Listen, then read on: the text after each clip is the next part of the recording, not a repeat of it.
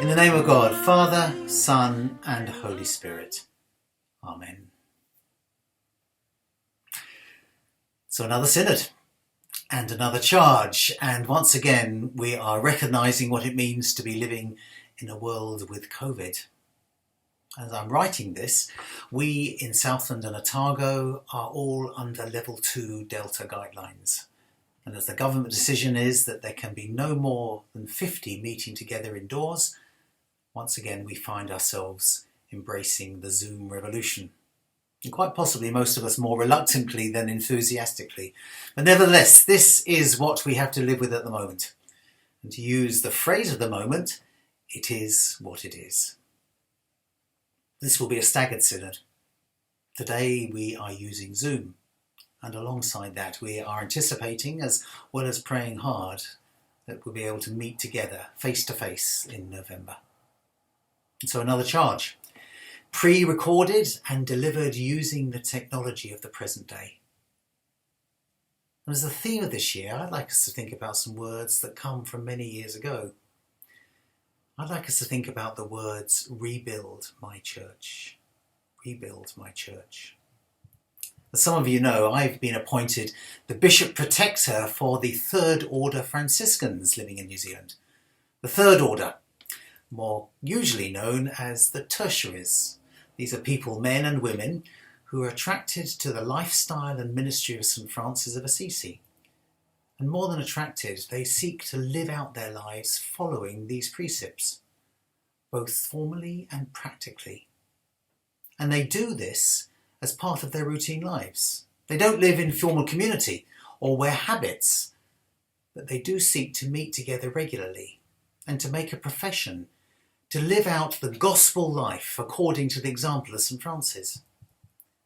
Now, while the numbers are not big in New Zealand, the Pacific area of which New Zealand is part includes many from Polynesia. I was very pleased to take on this role, and as the life of St. Francis has been long a source of fascination to me. I visited several Franciscan houses in the UK to make a personal retreat, as well as staying a guest in other times. And Lorraine and I used to make a point of visiting Assisi while on short trips to Italy a few years ago. I've also stayed in and made personal retreats in some rather grand Benedictine houses, places where the rule of St. Benedict holds sway. And while comparisons are said to be odious, some of the differences in predominantly surface matters were very obvious to me. The rather splendid Ampleforth Abbey in North Yorkshire is a Benedictine establishment with an attached Roman Catholic boarding school, and its well-funded house. And despite traditional vows the monks live in under poverty, chastity and obedience, the whole complex has a distinctly comfortable feel to it. The rooms in the guest house were very well appointed and comfortable. I knew one of the brothers there quite well. He was also a doctor before taking his vows and ended up as a housemaster to one of the boarding houses. And as such, he was expected to keep a very well-stocked drinks cabinet for when any of the parents visited. And when they did visit, they not infrequently brought with them additions to the cupboard, often acquired duty-free from overseas trips. In contrast, many of the Franciscan houses I encountered had a more lived-in feel to them. There'd always be enough chairs for dining rooms or lounges, but it was unlikely that there'd be a matching set. Similarly with cutlery and crockery, clean and usable, well used in fact, and so tending to a chip or a crack or two, and it was unlikely that any came from a complete dinner set. One of the brothers at Glasshampton, which is a Franciscan house in the Midlands in the UK, had been a school friend of mine, and I couldn't help but notice that his habit was very well worn and had been obviously mended. Now that was a feature that wasn't evident amongst the Benedictine fraternity. I guess I could have considered myself lucky that he had a habit at all. St. Francis himself was rumoured, at times, to have given away all his clothes to the poor and walked off naked. The simplicity and the poverty of St. Francis and his earliest followers still persist, even if not in such an extreme way as St. Francis himself. Now, there have been a lot of books and articles written about St. Francis over the years, some of which have a firm rooting in historical truth, whereas others are more of a dipping the toes in holy legend.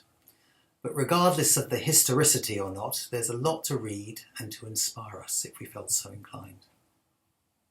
In thinking about this synod, and in the Diocese today in 2021, I was particularly drawn to an account of St. Francis in the early days of his seeking God, how he was trying to discern God's will for his life. Apparently he was disillusioned with the idea of becoming a heroic knight, and not wanting to follow his father into the family business, he was roaming about somewhat aimlessly until he found an abandoned and run-down church. Feeling drawn into it, he took to kneeling before a painted crucifix, similar said to this one here. And this crucifix seemed to speak directly at him. Francisco, va a ricostruire la mia chiesa che, come vedi, sta crollando. I hope my interpretation of Italian is such that this means, Francis, go and rebuild my church, which, as you see, is falling down. Francis, go and rebuild my church. Now, at first, Francis took this literally, and initially on his own, later with a few followers, he started to physically rebuild the abandoned church that he was in, and later some of the others that were nearby. Only after some time, and after completing his building projects, did it dawn on him that God had a deeper purpose. God was calling Francis to rebuild the human institution, which, like many of the buildings, was also perilously close to collapse. And the rest, as they say, is history. So what might God be saying to us today, some 8 centuries later in a different hemisphere of the world? What do the words, go and rebuild my church, say to us?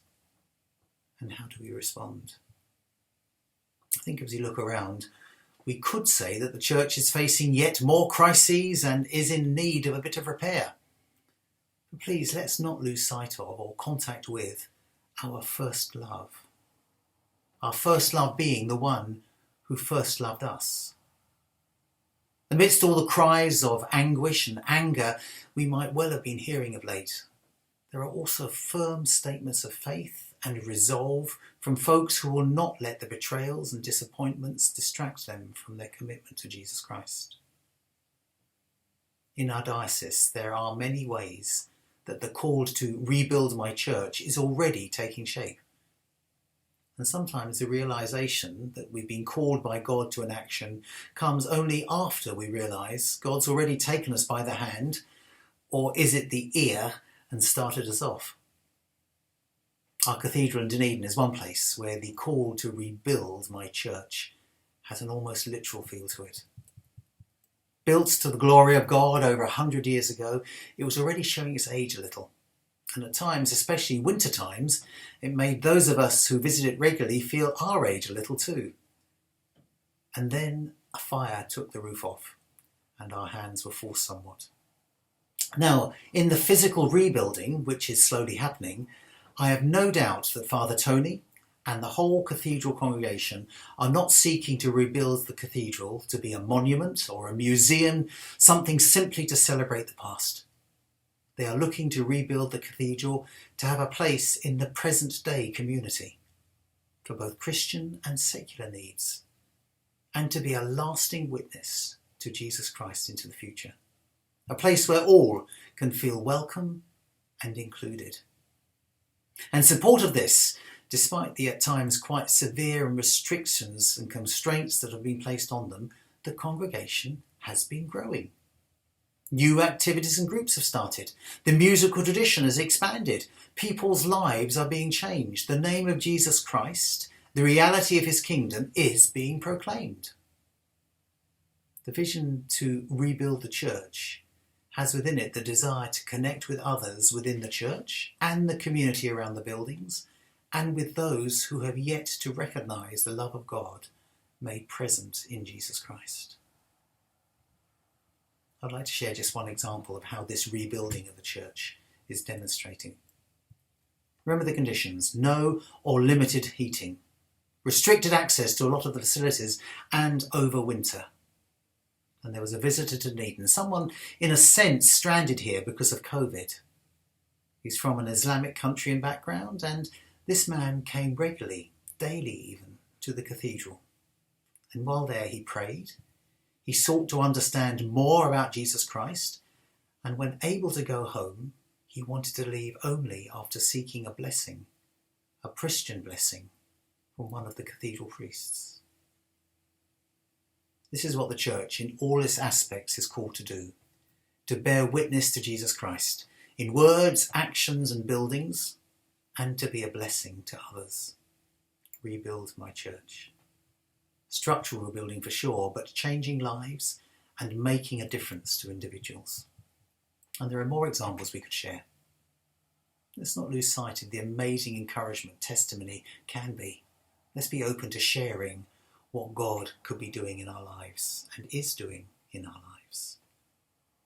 But our diocese is more than the cities, more than towns, more than buildings, more even than the ability to meet regularly on a Sunday morning.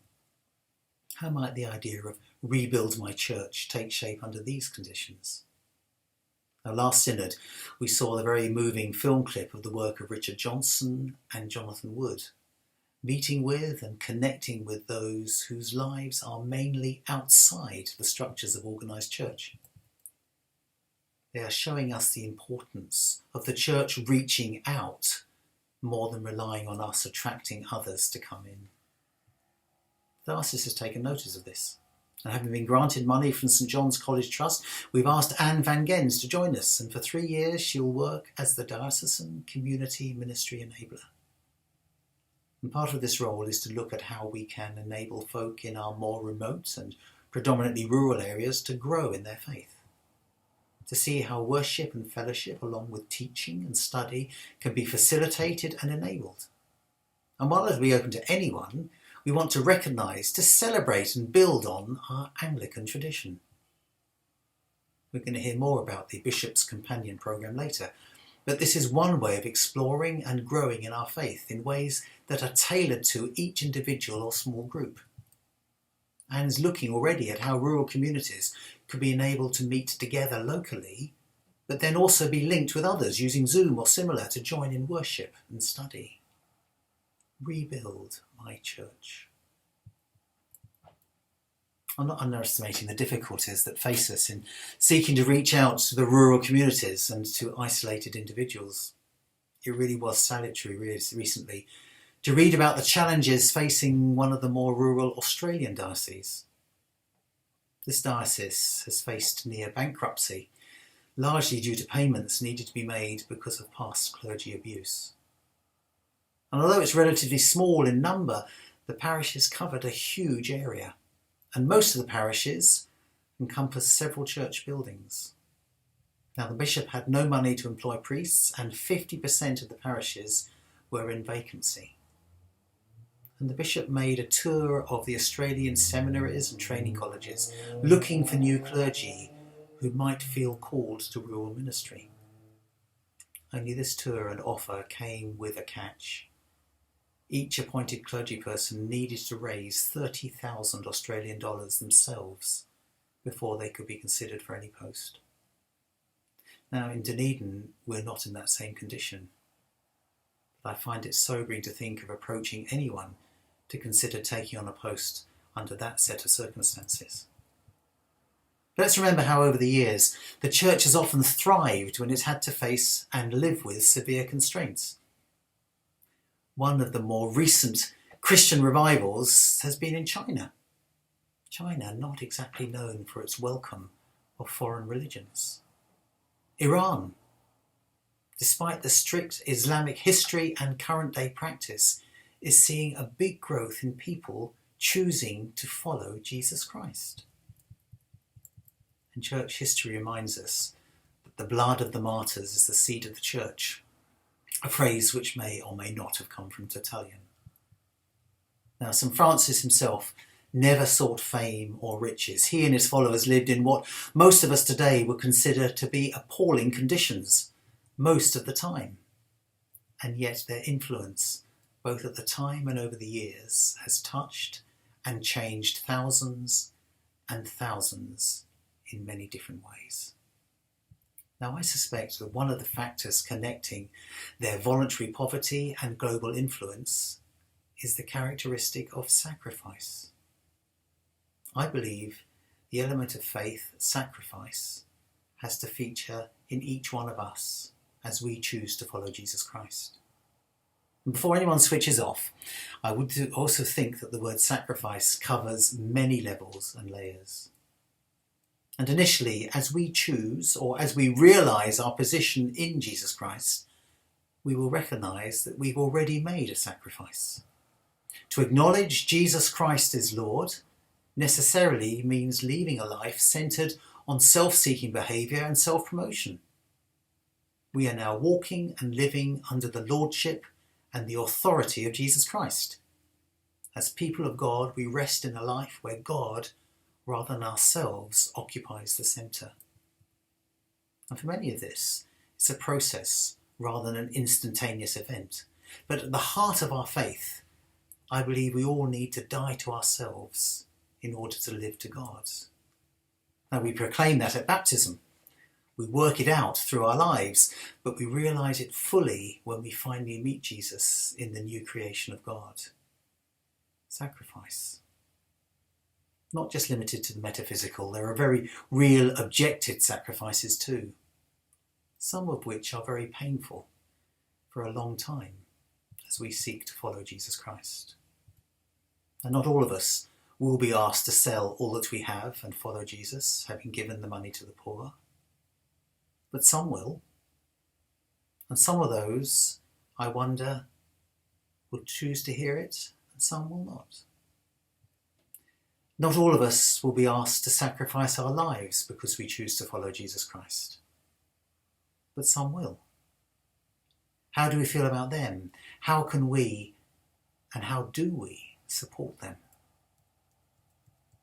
Not all of us will be asked to sacrifice our family connections, but some of us will. Again, how can we support and stand alongside our brothers and sisters facing that dilemma? I was talking a few months ago to a Sudanese bishop, and he told me about the only woman priest in his diocese and how she was shot by an unknown assassin. I asked him if he knew why she was shot. Was it because she was a woman or a priest? Was it because she was a Christian, or was it unrelated to matters of faith? And at that stage he just didn't know, but he thought it was probably related to her being a Christian. Following Jesus Christ, being obedient to his call on us, will always have the potential to ask us to make sacrifices. And yet despite this, perhaps because of this, God's church continues to grow. I remain convinced that the sacrificial question remains to be fully explored and then answered by us in Dunedin. But I also remain convinced that this is not to be seen as a punishment or sign of God's displeasure, but far more as an opportunity to work with God and to see God blessing and growing his people. And this sacrificial element could well be worked out in communities as well as individuals. What are we prepared to let go of for the sake of the kingdom? It's a question I try to ask myself alongside the questions of how can we celebrate and worship with the gifts and blessings God has given us to enjoy? What I hope we see and take on for ourselves is the picture of God working with us to build his church, to look out for the surprising and life-giving moments and to enjoy them. I don't know how many of you can remember helping your mother or father or grandparent prepare a meal or bake a cake when you were very little. I do have vague memories of this. While at the time I'm sure I thought I was doing a really great job, I probably didn't do very much at all. The real work was done by my mother or grandmother or father, and the cake or meal that emerged was really, after all, entirely their work. Dare I ask if we see ourselves doing this with God, enjoying spending time with God, learning, working, experiencing God's wisdom, and in time sitting down to eat and to drink. Perhaps this is an image that we can play with as we seek to rebuild God's church in our diocese. I'd like to close with a prayer that's commonly attributed to St. Francis. Lord, make me an instrument of your peace. Where there's hatred, let me sow love. Where there's injury, pardon. Where there's doubt, faith. Where there's despair, hope. Where there is darkness, light. And where there's sadness, joy. O Divine Master, grant that I may not so much seek to be consoled as to console, to be understood as to understand, to be loved as to love. For it is in giving that we receive, it's in pardoning that we're pardoned, and it is in dying that we are born to eternal life. Amen. I will hear his call. I'll walk the path that Christ has walked before me. I'll give my yes to him who gave me all.